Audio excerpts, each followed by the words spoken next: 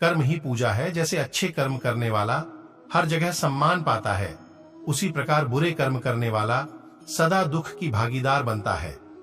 कृष्ण कहते हैं कि व्यक्ति के कर्म ही उसके सुख और दुख का कारण बनते हैं। मनुष्य को वर्तमान के साथ उसके पिछले जन्म के कर्म का फल भी मिलता है। कृष्ण कहते हैं कि दूसरों का भला नहीं कर सकते तो बुरा भी मत करो। दुख सुख स्थायी नहीं है, लेकिन जो मनुष्य अधिकतर दुख और तकलीफों की छाया में घिरा रहता है, ये उसके कर्मों का ही परिणाम रहता है। देर सवेर कर्म का फल इसी जन्म में मिलता है। सुख का समय आते ही मनुष्य अपने दुख की घनी को भूल जाता है और फिर उसे छोटे बड़े बुरे भले का अंतर समझ नहीं आता। पारिवारिक, आर्थिक, सामाजिक स्तर पर कई गलतियां कर बैठता है। यही पुण्य उसके दुख का कारण बनती है। इसलिए कृष्ण कहते हैं कि व्यक्ति अपने कर्मों से ही दुख को आमंत्रित करता है। संसार में जितने भी प्राणी हैं, वह सब सुख की कामना करते हैं। उनकी यह दिल से इच्छा रहती है कि हमें कभी दुख की प्राप्ति ना हो, लेकिन ऐसा होना संभव नहीं है। संसारिक पदार्थों में अशांति ही दुख का कारण बनता है। जो चाहते हैं, यदि वह नहीं मिलता तो हमें पीड़ा होती है। और सच तो यह है कि इच्छा ही दुख का कारण है। इच्छाओं का त्याग करें। यदि इंसान सिर्फ सुख की कामना करना छोड़ दें और जो भी प्रभु द्वारा मिला है उसी में संतुष्ट रहें, तो संतोष के कारण दुख की समाप्ति हो जाएगी। हमारी भारतीय संस्कृति, मेन हमारे शास्त्र, हमारा धर्म हमें यही शिक्षा देता है कि जीवन के केवल सुख के पहलू को ही नहीं देखो, बल्कि दुख को भी देखो और उसमें सुख को ढूंढो। दुख पहलू में भी सुखद पहलू को स्वीकार करो, फिर देखना दुख सुख में बदल जाएगा, सुख ही सुख हो जाएगा। दुखों को दुख मत मानो।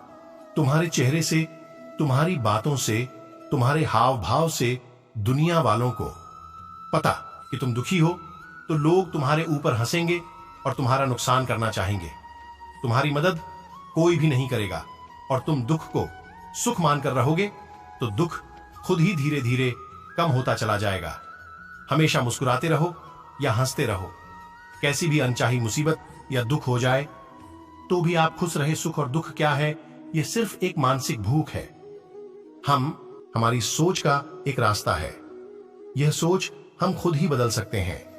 दुख को भी सुख करके मानो तो सभी दुख सुख में बदल जाएगा। प्रत्येक जीव सुख चाहता है। दुख की तो कोई कल्पना भी नहीं कर सकता है, उसे असहनीय लगती है। लेकिन कर्म कुछ ऐसे करते हैं जिससे सुख की प्राप्ति से पहले ही दुख की प्राप्ति हो जाती है।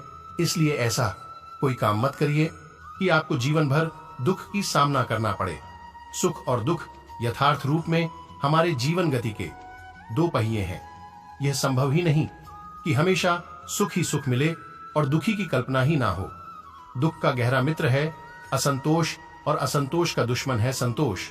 संतोष को पकड़ना सीखो। हर बात में संतोष करोगे तो उसे असंतोष भाग भी जाएगा और असंतोष भगेगा तो दुखों को भी साथ में ले जाएगा और पीछे बचेगा सिर्फ सुख ही सुख। सुख हमें जितना मिलता जाएगा, हमारी इच्छाएं सुख पाने की बढ़ती ही जाएगी और इन इच्छाओं का कोई अंत नहीं है। सुख के बाद दुख तो अवश्य ही आता है। इसलिए दुख आने पर कभी दुखी ना हो और सुख लेने की नहीं देने की चीज है। अगर तुम सुख चाहते हो तो आपने आसपास दुखी आदमी को मदद करो, उसे 2 वक्त का खाना खिला दो, उसके दुख में खुशी लाओ। ऐसा करोगे तो आपको भगवान खुश रखेगा। अगर जिंदगी में कभी दुख नहीं चाहते हो तो दूसरों को कभी दुखी मत देना। मन की सोच के कारण, मनुष्य के मन की सोच है। दुख का कारण बाहर नहीं अंदर है। जीवन में सुख दुख भगवान ही देता है, परंतु हम ये भूल जाते हैं कि यह सब हमारे कर्मों द्वारा ही हमें मिलते हैं। व्यवहारिक जीवन में सुख को अपनी मेहनत का नतीजा और दुखों को भगवान के देन मानते हो। यही इंसान की सबसे बड़ी भूल है। इच्छाएं का त्याग करें, अपनी इच्छाओं को कम कर दो, सुख ही सुख मिल जाएगा। दुर्भाग्य से इंसान इच्छा तो बढ़ाता ही जाता है, बदले में उसको दुख ही बढ़ते जाते हैं। भगवान के घर ना अपना सुख है ना अपना दुख है, पर भगवान भक्तों के दुख से भी दुखी हो जाता है और भक्तों के सुख में भी सुखी होते हैं। दुख, संकट, विपत्ति तो आपको भगवान के और करीब कर देती है, पर लोग समझ नहीं पाते। पर सच कहूं तो दुख बड़ा प्यारा होता है, क्योंकि जहां दुख आया वहां सब साथ छोड़ जाते हैं, और जब सब साथ छोड़ जाते हैं तब अपनों को पता चलता है तुम्हारा सच्चा मित्र कौन है। और ऐसी स्थिति में आप जान पाते हैं कि हमारा असली मित्र कौन है। असली मित्र हमारा सिर्फ भगवान है, और हम भगवान को सिर्फ दुख में याद करते हैं। अगर जिंदगी में सुख ही सुख आए तो शायद हम कभी भी भगवान को याद नहीं कर पाए। सुख और दुख दोनों ही इंसान के पास मौसम की तरह आते रहेंगे, क्योंकि जिंदगी में सुख और दुख दोनों ही हमारे जीवन का अहम हिस्सा है। यह हो ही नहीं सकता कि एक इंसान के पास सिर्फ सुख ही सुख आता रहे, दुख कभी आए ही नहीं। क्योंकि अगर किसी पेड़ से हम अनुभव ले तो वह भी अपने जीवन में कभी फल, फूलों और पत्तों से भर जाता है, और कुछ समय पश्चात वह मौसम बदलते ही बिल्कुल पतझड़ आने पर सभी पत्ते अपने निछावर कर देता है और उसकी शोभा और कीमत कम हो जाती है। इसी प्रकार हमारा जीवन भी पेड़ की तरह है। कभी सुख और कभी दुख आना हमारे जीवन में लगभग तय है। सुख और दुख दोनों ही इंसान के पास मौसम की तरह आते रहेंगे, क्योंकि जिंदगी में सुख और दुख दोनों ही हमारे जीवन का अहम हिस्सा है। यह भी कड़वा सच है, अगर किसी की दुआ में ताकत है तो बद्दुआ भी लग सकती है। अगर दिखावा करना भी है तो भगवान के आगे करिए, उसका धन्यवाद करिए कि हे भगवान, आपने जो कुछ भी दिया है मुझे वह आपकी कृपा से मिला है। मेरी कोई औकात नहीं थी यह सब कुछ प्राप्त करने की। क्योंकि इंसान अगर मेहनत करता है तो यह जरूरी नहीं कि वह उसको सब कुछ मिल जाए। मेरा तो यहां तक मानना है कि मेहनत तो सारा दिन रिक्शा वाला भी करता है, पर उसे हासिल तो कुछ नहीं होता। कुछ लोग कुछ मिलने पर अपने आप को यह साबित करने में लग जाते हैं, ये सब तो मेरी मेहनत का फल है। भाई, जरा सड़कों पर काम करने वाले और रिक्शा वाले को भी याद करो कि मेहनत वो लोग भी करते हैं, पर उनको कुछ ज्यादा हासिल नहीं होता। इसलिए अपनी सफलता पर इतना इतराओ मत। हमेशा भगवान को याद रखो, उसको धन्यवाद देते रहे कि हे भगवान, जो भी मुझे मिला था आपकी कृपा से मिला है। मेरी कोई औकात नहीं थी।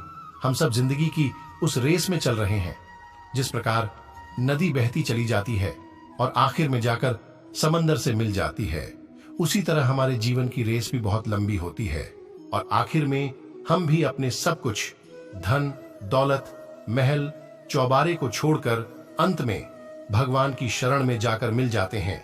इसलिए यहाँ पर किसी भी प्रकार के सुख दुख को ज्यादा मन पर ना लगाए।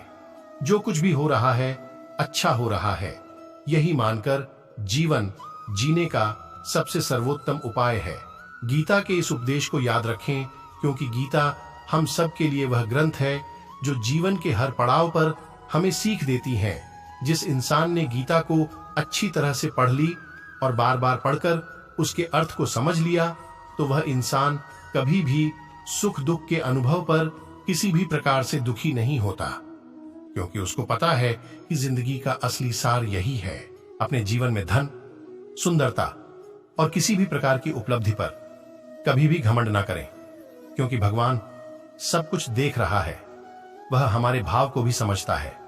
घमंड से तो भगवान की इतनी बड़ी दुश्मनी है कि रावण बहुत ज्यादा ज्ञानी होने के बावजूद भी अपने अहंकार और घमंड के कारण ही विनाश का कारण बना था। फिर आप और हम सबकी तो क्या औकात है। अगर आपको कुछ भी प्राप्त हुआ है उस पर कभी भी घमंड ना करें, क्योंकि इस धरती पर इतिहास गवाह है, बहुत बड़े बड़े राजा महाराजा हुए हैं और जिनका आज कोई नामो निशान नहीं है। राजा महान सिकंदर भी इसी धरती पर जन्म लिया था और अंत में अपने खाली हाथ चला गया। इसीलिए जीवन में सुख और दुख आना पेड़ के पत्तों की तरह है। न तो सुख आने पर बहुत इतराए और न ही दुख आने पर घबराए। जो भी हो रहा है अच्छे के लिए हो रहा है।